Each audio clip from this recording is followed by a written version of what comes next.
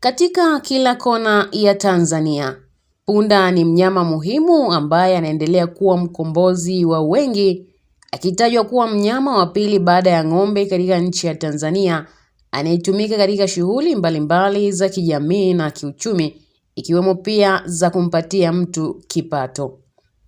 Mnyama huyu anatajwa kuwa na faida nyingi katika maisha ya kila siku, hususan kwa jamii za kifugaji, akiwezesha kuchota maji, kusafirisha bidhaa au hata kufanikisha kilimo.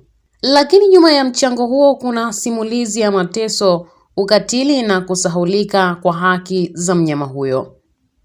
Leo hii tunazungumza na wataalamu kutoka shirika la kutetea ustawi wa mifugo jijini Arusha, ambao wanatueleza kwa undani kuhusu maisha ya punda, mchango wake kwa jamii, changamoto anazokumbana nazo, ikiwemo pia baadhi ya sheria zinazolinda wanyama hao endapo wanapitia mateso na namna ya kuwapatia haki zao hata kama ni wanyama.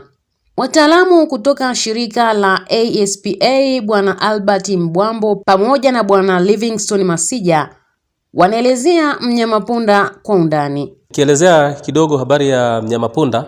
Mnyama huyu ni mnyama ambaye wa kufugwa, lakini kiasili punda amekuwa ni mnyama pori. So ametoholewa kuja kuwa mnyama wa kufugwa ili aweze kutumika katika kazi mbalimbali za kiuchumi, na hasa mnyama huyu unampata katika jamii za kifugaji. Kwa asilimia kubwa hawa ndio wanaofuga mnyama huyu kwa sababu wanamtumia kwa matumizi mbalimbali, ikiwa ni pamoja na kutafuta maji, kwa sababu jamii za kifugaji hawana yale maji ambayo yameunganishwa kwenye mabomba kwa ajili ya kuwahudumia jamii, lakini wanategemea kuchukua maji kutoka mahali maji yanapopatikana kuyasogeza mahali ambapo maboma yao yapo. Kwa hiyo wanafanya kazi za kusomba maji zaidi kwa ajili ya familia na kwa ajili ya wanyama wengine ambao hawawezi kwenda kuchunga mbali. Ukiangalia pia kuna wanyama wale ambao wao wanakamuliwa au wanyama wagonjwa. Sasa wao hawawezi kufika mbali kwenye pointi ambayo wao wanaweza kupata maji kwa ajili ya kunywa. Kwa hiyo huyu punda jukumu lake kubwa ni kwa ajili ya kusomba maji, kusogeza kwenye maboma kwa ajili ya matumizi ya familia na wanyama ambao hawawezi kwenda mbali. Na mnyama huyu anafanya majukumu mengine makubwa kwenye ngazi za familia, ikiwa ni pamoja na kusaidia kusomba mizigo mingine ambayo asingekuwepo huyu punda. Ina maana akina mama na watoto mzigo huu ulikuwa unawahusu, kwa sababu kwa asilimia kubwa ukiangalia katika jamii huyu punda anatumika zaidi na akina mama. Akina mama zaidi ndio wanaoweza kutumia punda huyu. Na hawa punda kwa Tanzania kwa kweli wanapatikana kwa wingi zaidi katika maeneo ya kifugaji kama nilivyosema. So ukiangalia mkoa wa Arusha una wafugaji wengi zaidi, wale wafugaji wanaochunga mifugo ya kuchunga. Na pia hata ukiangalia kule kanda ya Ziwa kwa nchi yetu Tanzania, kanda za kati unawapata hawa punda kwa wingi. Na kwa hali hiyo wanajishughulisha pia kwenye swala la kilimo. Hata ukiangalia kwenye kuandaa mashamba, kulima, kupalilia, kusomba mazao kutoka shambani, kurudi majumbani, hata kubeba mazao kutoka nyumbani kwenda sokoni. Hiyo ndio kazi kubwa ya punda. Anabeba mzigo kupitia kwenye mgongo wake, lakini vile vile kuna jamii zingine ambao wanaunganisha punda na mkokoteni. Kwa hiyo unakuta anaweza kufanya kwa namna yoyote. Kwa hiyo hii inategemea tu ni jamii ya wapi. Unakuta katika mkoa wa Arusha kwa asilimia kubwa wanasafirisha mizigo kupitia mgongo wa punda. Anaweka mzigo moja kwa moja kwenye mgongo. Lakini kwa jamii za Kisukuma, wakanda ya Ziwa zaidi sana wanasafirisha mizigo kwa kuunganisha punda na mkokoteni, ambapo unakuta hapa punda anaweza kubeba mzigo mkubwa zaidi ukilinganisha na anavyobeba mgongoni. Unajua kwamba punda hufundishwa majukumu mbalimbali tangu akiwa mchanga, kuanzia kubeba mizigo, kusafirisha maji hadi kulima mashamba. Kazi hizi zote hufundishwa hatua kwa hatua kwa uangalizi wa karibu. Katika makala hii mtaalamu wetu anatupeleka katika baadhi ya maeneo ambayo punda hupatikana kwa wingi hapa nchini, huku akitufafanulia kuhusu tabia zao, uelewa wao na jinsi wanavyotumika katika maisha ya kila siku ya jamii nyingi. Tabia yake hasa kwa kuwa alitoholewa kutoka kwenye wanyamapori, anaishi kiuoga, kwa sababu yeye punda huwa anawindwa kama wale wanyama wengine ambao wanawindwa. Kwa mfano kama swala si anawindwa, so punda naye anawindwa na wale wanyama ambao wanakula nyama. Kwa hiyo anaishi kwa uoga kidogo, lakini katika jamii sasa, kwa sababu sasa amekuwa ni mnyama wa kufugwa, kwa kweli anapenda sana kuishi na makundi ya wanyama wengine. Kwa nini basi? Kwa kuwa na yeye analiwa na wale wanyama wala nyama, so anapenda kuishi kwenye haya makundi ya wanyama wengine kama sehemu mojawapo ya kujikinga na wanyama hatarishi. Yes, kwa hiyo utamkuta mara nyingi ni marafiki na wanyama wengine. Lakini sasa huyu punda, kwa sababu sasa pia ni mnyama kwa ajili ya kazi, anaishi na wamiliki kikazi zaidi. Ila sasa anapaswa kufundishwa angali mchanga. Wakati anaendelea kukua, akiwa na mwaka mmoja na nusu, anapaswa kuanza kufundishwa majukumu yake. Usipomfundisha ukamwacha akiwa mkubwa, then atakuletea shida kwenye kufanya yale majukumu yake. Lakini anapofundishwa angali mchanga, basi atamsaidia bwana wake ama tajiri yake kwenye majukumu ambayo walikuwa wanapaswa kuyafanya. Kama nilivyosema, anatumika zaidi mikoa ya Arusha, mikoa ya kanda ya kati na mikoa ya kanda ya ziwa. Ushawahi kujiuliza kuhusu chakula anachokula punda? Je, unafahamu magonjwa yanayoweza kumkabili na aina ya tiba anayopaswa kupatiwa mnyama huyu muhimu? Hapa Bwana Livingstone Masija, mtaalamu wa mifugo, anatufafanulia kwa kina kuhusu lishe sahihi ya punda, huduma za afya anazostahili na namna ya kumhudumia ili aendelee kuwa msaada imara kwa jamii. Punda ni tunasema kama ni mnyama anayekula majani kama wanyama wengine. Punda acheui. Unajua kama ng'ombe huwa anacheua, lakini punda akishatafuna ametafuna. Kwa hiyo punda anakula majani kama wanyama wengine, lakini vile vile unaweza kumpa supplements kama pumba, madini, maji ya kunywa na vitu vingine. Hivyo unaweza kumuongezea punda wako ili awe na afya nzuri katika maisha yake ya kila siku, na vile vile kumpa hivyo vitamsaidia vile vile aondokane na magonjwa mbalimbali yanaweza kuwa kumnyemelea. La pili, ungependa vile vile kujua, nafikiri kwamba punda anasumbuliwa na magonjwa gani? Magonjwa gani yanaweza kumpata punda? Punda anaweza kupata magonjwa mengi. Mna magonjwa ya nje ya ngozi na magonjwa ya ndani ya tumbo. Punda nje ya ngozi anaweza kupata magonjwa kama ya vidonda vya tumbo, vya ngozi. Punda vile vile anaweza kupata magonjwa kwenye macho. Punda vile vile anaweza kupata magonjwa kama ya fungus kwenye ngozi.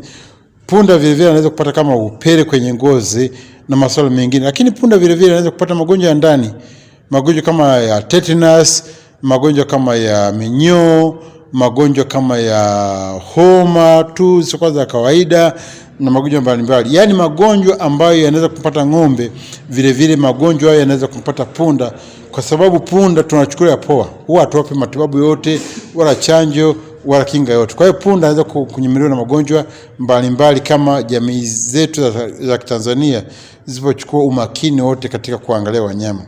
Na vile vile lakini kuna chanjo ambazo punda anatakiwa kupewa mara kwa mara. Moja ni minyoo. Hii minyoo inatakiwa ipate chanjo kila baada ya miezi 3. Punda anatakiwa anywe dawa ya minyoo, kwamba itamzuia punda wako aendelee kuwa katika hali ambayo ni nzuri. Dawa ya minyoo kila baada ya miezi 3 anataka apate. Pili, punda anatakiwa apate vivyo tetanus. Tetanus ni ugonjwa ambao unaletwa na either punda amepata vidonda afu baadaye wadudu wakaingia kupitia vile vidonda, punda anaumwa, mwisho anakufa. Kwa hiyo punda akishapata chanjo ya tetanus, hata vile vidudu vikiingia kwenye mwili wake, basi yule punda hawezi kupata magonjwa haya ya tetanus. Ni kama vile ambavyo wewe ungechanja kulingana na ugonjwa fulani mwilini. Chanjo ni kwamba unakinga ugonjwa usikutokee kama ni mwaka mmoja, miaka 2, 3 itakutokea kama hivyo. Kwa hiyo hata punda anachanjwa chanjo. Lakini vile vile punda huyu anaweza kuchanjwa chanjo ya kichaa cha mbwa. Hata punda anapata kichaa cha mbwa. Unakuta punda akipata kichaa cha mbwa anaweza kung'ata. Na anaweza kung'ata vile ukapata kichaa ukafa au akakuvunja mguu au akakuvunja shingo na kadhalika na kadhalika. Kwa punda anatakiwa apate chanjo 3: minyoo, tetanus ya kichaa cha mbwa. Ama kweli kila kilicho na mafanikio hakikosi changamoto. Japokuwa punda ni nguzo ya maendeleo ya jamii nyingi, bado anakumbana na mazingira magumu katika kutekeleza majukumu yake ya kila siku. Wataalamu wetu sasa wanatuangazia changamoto hizo zinazowakumba wanyama hawa, kutoka kwa manyanyaso, uchovu wa kupitiliza hadi ukosefu wa huduma za afya na lishe bora. Ni kwamba kuna changamoto nyingi ambazo kwa kweli wanakumbana nazo. Wanakumbana na changamoto nyingi katika majukumu yao. Kuna watu ambao wanapunda wachache, lakini wanayo majukumu makubwa ya kutekeleza. Sasa ikiwa wana familia kubwa, lakini punda ni wachache, sasa unakuta punda wanatumikishwa, wanabeba mizigo mikubwa ambayo imepitiliza kiasi chao. Unakuta kwa kawaida kitaalamu, wataalamu waliofanya utafiti wametuambia kwamba kwa wastani punda ana uwezo wa kubeba 1/3 ya uzito wake. Hapo atabeba ule mzigo kwa uhuru sana. Lakini akishazidisha 1/3 ya uzito wake, ina maana sasa hii tunasema ni wame overload, wamezidisha mzigo, hasa kama anabeba mgongoni. Lakini ikiwa kama huyu punda yeye anasafirisha hii mizigo kupitia mkokoteni, wataalamu wale waliofanya research wametuambia kwamba ana uwezo wa kubeba mara 2 zaidi ya ule uzito wake. Kwa hiyo kama punda alikuwa na kilo 100, kumbe anaweza kuvuta mzigo kwenye mkokoteni ambao una kilo 200 au zaidi. Sasa unaona ni jinsi gani punda huyu alivyo na umuhimu. Hebu angalia hizi kilo 200 mwanamama angeweza kuzisafirisha mara ngapi au kwa kutumia muda gani? Nitoe mfano tu kwamba ukiangalia katika mkoa wa Arusha, punda wengi wanabeba mizigo kupitia mgongoni, mkaa ama kuni. Unakuta wanabeba kupitia mgongoni, mkaa, kuni, mahindi. Lakini hebu angalia nature ya mkaa. Mkaa unafungwa tu kwenye gunia, lakini mkaa ule unachubua mwili. Kwa hiyo unakuta unapakiwa moja kwa moja kwenye mwili wa huyu mnyama, na huyu mnyama anasafiri zaidi ya kilomita 20-30 kwenda mahali ambapo mkaa ule unaenda kuuzwa. Sasa unakuta mara nyingi punda wa Arusha wamechubuka sana kwenye migongo yao. Ni kwa nini? Ni ile mizigo ambayo ina ncha kidogo inawachubua, inawapatia vidonda. Kuna kuni, kama tukiangalia soko la Lengijave, kuna soko la Olonyosambu hapa Arusha, unakuta punda wengi sana wanatumika kuleta hiyo bidhaa ya kuni kwenye soko. Lakini sasa hazijawekwa katika utaratibu mzuri. Kwanza punda mwenyewe hana tandiko. Inatakiwa punda awe na tandiko kabla ya kile kibebeo cha zile kuni. Kwa hiyo sasa unakuta hizi kuni mara nyingi zinapelekea kutobolewa huyu mnyama. Unakuta amekuja sokoni, lakini mara nyingi tunakutana na changamoto punda ambao tayari wanatoa damu. Ni kwa nini? Ni kwa sababu zile kuni zimemtoboa, hajawekewa kitu chochote, lakini vile vile wakati anatembea zile kuni hazijabanwa vizuri, sasa anatobolewa.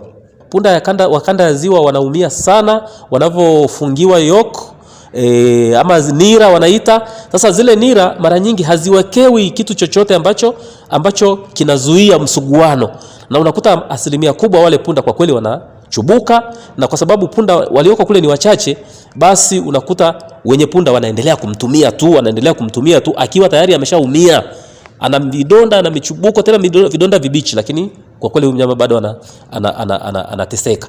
Lakini unakuta kuna changamoto nyingine sasa imeibuka ya punda kusafirishwa kwenda mataifa mengine ambao bado wanachinja punda, na wanachinja sio kihalali, ni wanachinja kwa kutumia njia haramu. Kwa hiyo unakuta wanatoroshwa tu kupitia vichochoro vya mipaka. Sasa unakuta kwa kweli kwa Tanzania ukilinganisha, ukienda katika yale maeneo ya mipaka, tumepata takwimu kidogo, wanatuambia angalau kwa mwezi mmoja kwa Tanzania punda wanaweza kutolewa nje ya nchi wasiopungua 150. Punda 150, kwa sababu angalau kila wiki kuna ka grupu kapunda kanavushwa kwenye mpaka. Kila wiki kuna ka grupu kapunda. Kwa hiyo wamepiga hesabu, wakaangalia, wakatuambia kwa wastani punda 150 kwa mwezi wanavushwa kwenda nje ya nchi ambapo punda wanachinjwa kimagendo. Hizo ndizo changamoto ambazo tunaziona kwa sasa. Hata hivyo, licha ya umuhimu wake, bado zipo changamoto katika kumlinda punda dhidi ya ukatili. Zipo sheria na miongozo inayolinda ustawi wa wanyama kama punda, lakini wataalamu wanapaza sauti wakiitaka serikali kuingilia kati kwa kufanya marekebisho ya baadhi ya sheria na hivyo kuendeleza mateso dhidi ya mnyama huyu asiye na sauti. Tunawezaje kuboresha ustawi wa wanyama hawa ili waishi bila mateso? Cha kwanza ni kujifunza mahitaji ya punda, kujifunza nini punda anataka, kujifunza chakula cha punda, alale wapi, anywe nini. Unamwona punda anajigaragaza pale kwenye majivu, kwenye mchanga, unamchapa. Usimchape, that is nature, ndo alivyoumbwa, anatakiwa aishi namna hiyo. Miongozo inayofanya kazi ya kulinda punda Tanzania, kuna kitu kinaitwa Animal Welfare Act of Tanzania, kuna police sera, alafu kuna Animal Welfare Act of Tanzania, mwongozo wa kumsemea punda. Na ukienda tofauti na huo mwongozo, unakuwa umefanya makosa. Faini ya kutofuata mwongozo wa punda, huo mwongozo kuambia kwamba punda atakuwa aishi namna gani, ale muda gani, alale wapi, afanye nini, ni yako mle ndani ya huo mwongozo. Usipofuata huo mwongozo, unaweza aidha ukakamatwa, ukafunguliwa mashtaka, na faini yake ni Laki1 kwenda juu, au kifungo kisizidi mwaka mmoja, au vyote kwa pamoja, kulingana kwamba nini kosa ulilolifanya, upewa adhabu gani. Jamii za kifugaji ziliamua kumtumia huyu punda kama msaada katika shughuli za kiuchumi.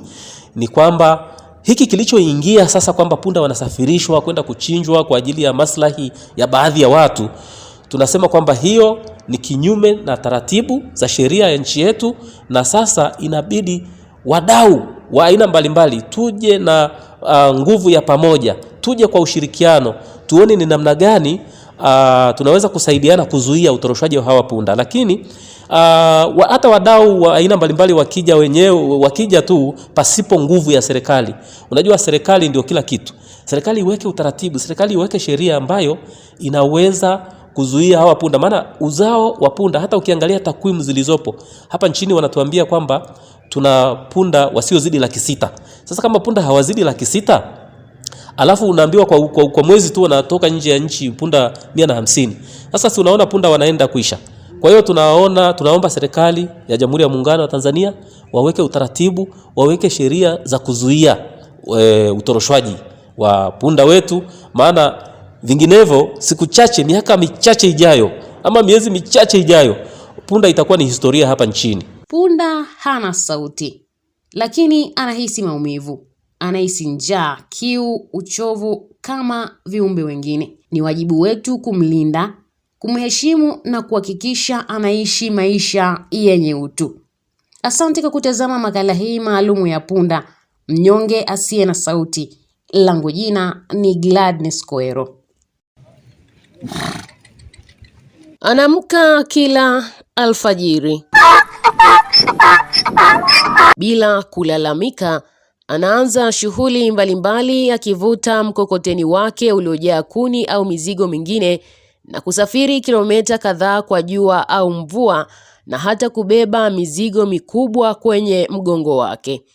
Hana sauti, hana bima, wala hakumbuki ni lini alipatiwa huduma ya afya. Kwa mara ya kwanza katika miaka kadhaa, punda hawa pamoja na wenzake kutoka maeneo tofauti mkoani Arusha na baadhi ya mikoa mingine ya kanda ya kati na kanda ya ziwa wameanza kukumbukwa walau kupatiwa matibabu dhidi ya magonjwa mbalimbali kama vile minyoo, katika zoezi linaloendeshwa na wataalamu wa mifugo kutoka shirika lisilo la kiserikali ASPA, yaani Arusha Society for the Protection of Animals, linaloshughulikia ustawi wa wanyama hususan punda, mnyama aliyesaulika, huku wakishirikiana na maafisa ugani wa kata katika maeneo ya masoko wanapopatikana wanyama hao kwa wingi kwa ajili ya kuleta bidhaa masokoni, hasa masoko kama vile Lengi Jave, Mirongoine, Oldonyo Sambu, Nanja na pia Ngare na Nyuki.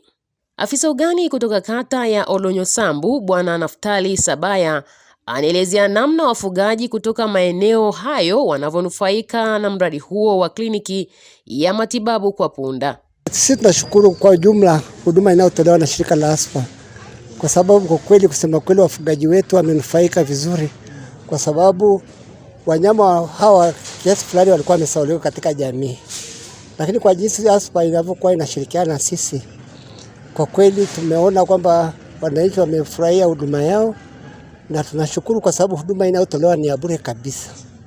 Kwa maana hiyo unakuta kwamba wananchi wameshakuwa na mwamko, na pia wakati ule hao wanyama walikuwa wanateseka mno, wanaletwa hapo sokoni wakiwa na vidonda, lakini sasa hivi hiyo tatizo limeshapungua baada ya ASPA kutoa elimu na matibabu wakishirikiana na sisi maafisa ugani katika eneo hili la Oldnyosambu. Punda hao bado wanaendelea kuvuta na kubeba mizigo yao migongoni, huku wakinyamaza kuugulia maumivu ya uchovu na magonjwa, lakini wakiendelea pia kuhimili uzito wa uchumi wa kaya nyingi vijijini. Na hapa afisa ugani anaelezea wanyama hao walivyosahaulika katika suala la afya zao. Wanyama hao walikuwa wamesahaulika sana. Shirika lilipokuwa karibu na sisi, kwa kweli tunawashukuru kwa sababu katika kuwahudumia wanyama hawa, lakini wao ASPA wamejitokeza katika kuwatetea afya za hao wanyama na kuwapa dawa bure kabisa na kutoa elimu, tukishirikiana na sisi maafisa ugani katika eneo hili. Sauti yao bado haijasikika serikalini, lakini labda kwa dozi moja ya leo ya minyoo, mlango wa heshima na huduma umeanza kufunguka, kama anavyoeleza daktari wa mifugo kutoka ASPA, Daktari Lazaro Mirama. Changamoto zipo hasa za kiafya kwa wanyama ambao tunakuja tunawapata katika soko hili, kama afya inakuwa imezorota sana, lakini pia wamekuwa wamekibeba mizigo kupita kiasi na muda mrefu sana wakiwa kiutumia katika kubeba mizigo, kwa hapati muda wa kuweza kupumzika na kuweza kupata chakula hata kupata maji. Lakini pia wengi wameathirika na hawapati dawa za minyoo kwa muda, lakini pia vile vidonda wanavyopata pia vinakuwa na athari kubwa katika afya zao. Huduma muhimu tunazotoa za punda katika kliniki hii, cha kwanza ni kuja kuangalia afya za punda na kutoa ushauri, lakini pia matibabu kwa punda ambao afya zao haziko sawa, kama kutibu vidonda, lakini pia na kutoa dawa za minyoo kwa hao punda ambao wanahudhuria katika soko hili. Unafahamu kwamba hata punda hupata kichaa cha mbwa, na asipopata chanjo za mara kwa mara anaweza kuwa hatari kwa binadamu na hata wanyama wengine. Daktari Lazaro anatanabaisha kwa nini chanjo hizo ni muhimu kwa punda, huku akisisitiza umuhimu wa elimu kufikishwa kwa jamii hizo ili wawe na uelewa zaidi kuhusu magonjwa hayo. Punda anapaswa kuchanjwa dhidi ya magonjwa hasa tetanus, kwa sababu hawa ni wanyamakazi, kwa wanapofanya ile kazi wanakuwa ni susceptible kupata vidonda, na tunajua ule ugonjwa unapitia vidonda. Kwa hiyo ni vema akapata chanjo kumkinga na huu ugonjwa wa tetanus. Lakini pia ugonjwa wa kichaa cha mbwa, tumeona punda pia wanapata kichaa cha mbwa. Kuna baadhi ya sehemu tumepata pia kesi za kichaa cha mbwa kwa punda. Kwa ni muhimu sana wakapata hizo chanjo kwa punda. Kuna utaratibu maalum kwa sababu tunakuja kila mwezi katika soko hili, lakini pia hapa katikati tunawatumia maafisa mifugo ambao tumekuwa nao tukifanya nao kazi mara kwa mara, lakini pia tumekuwa tukiwatumia hawa matioti ambao matioti wa shirika hili katika kuangazia kule mashinani afya na mwenendo wa ustawi wa wanyamapunda. Elimu bado inahitajika, japokuwa wachache wameshapata elimu, lakini bado kwa kiasi kikubwa katika eneo hili wanahitaji elimu ya kutosha juu ya kichaa cha mbwa, kwa sababu watu wanajua tu kichaa cha mbwa ni kwa mbwa tu, lakini kwa wanyama wengine bado huuelewa hawanao. Licha ya baadhi ya changamoto, wataalamu hao wanaelezea mabadiliko walioyaona mara baada ya kutoa elimu kwa jamii za kifugaji kuhusu umuhimu wa huduma za afya kwa punda, kwani hapo zamani jamii hizo walikuwa hawataki hata wanyama wao kusogelewa, lakini sasa wao wenyewe wanawasogeza punda kila wanapoona wataalamu hao, na hii ni baada ya kuona tofauti kubwa hasa wanapopatiwa tiba. Kwa kweli wananchi wamefurahia. Kipindi fulani mwanzo walikuwa naikimbia, lakini baada ya kuona huduma nzuri, wanyama wanabadilika. Unakuta wanyama kwa kipindi kilichopita na sasa ukijaribu kuangalia, kwa kweli kuna hatua kubwa sana. Hata sisi wanapoturudia kuja kuwaona, unakuta kuna mabadiliko. Na sasa hivi wanaweka matandiko kwenye migongo ya wanyama, kwa hiyo hawachubuki tena, na kamba pia tunawafundisha jinsi ya kuwafundisha kamba ambazo hazifanyi vidonda katika miili ya wanyama. Wataalamu hao wanatoa wito kwa serikali kutambua rasmi mchango wa punda katika uchumi wa wananchi kipato cha chini, na hivyo kuwaingiza kwenye bajeti za chanjo na matibabu kama ilivyo kwa wanyama wengine nchini. Punda hao ni injini ya maendeleo kwa familia nyingi hasa za kifugaji, lakini ni ajabu kuona kuwa hawapo kwenye bajeti yoyote ya serikali kuhusu chanjo au matibabu ya mifugo. Wito wangu kwa serikali kuhusu mnyamapunda, ni kweli mnyamapunda amesahulika. Hata katika bajeti ya serikali kupitia Wizara ya Mifugo huwezi mkuta mnyamapunda amewekewa bajeti, lakini mnyamapunda ni mnyama muhimu sana katika jamii anayefanya kazi, na pia yule mama au baba kule kijijini anamtegemea sana. Kwa hiyo awekewe bajeti hata katika kipaumbele cha chanjo, lakini pia kuna yale magonjwa ya muhimu ambayo punda anatakiwa naye apate tunasema punguzo la zile gharama za matibabu. Kukosekana kwa huduma bora kwa punda kuna maanisha familia nyingi hasa za wafugaji zinabeba mizigo zaidi pale mnyama huyo anapoumwa au kufa. Mzigo hurudi kwa watoto wa shule na wanawake ambao hulazimika kutembea umbali mrefu bila msaada. Kwa sasa matumaini mapya yamezaliwa miongoni mwa wafugaji, lakini bila sera za kitaifa, bajeti na mwitikio wa serikali, juhudi hizi zitaendelea kuwa ni za muda mfupi tu. Makala hii imeletwa kwako na mpaza sauti kwa wasio na sauti, Gladness Kwero kutoka jijini Arusha.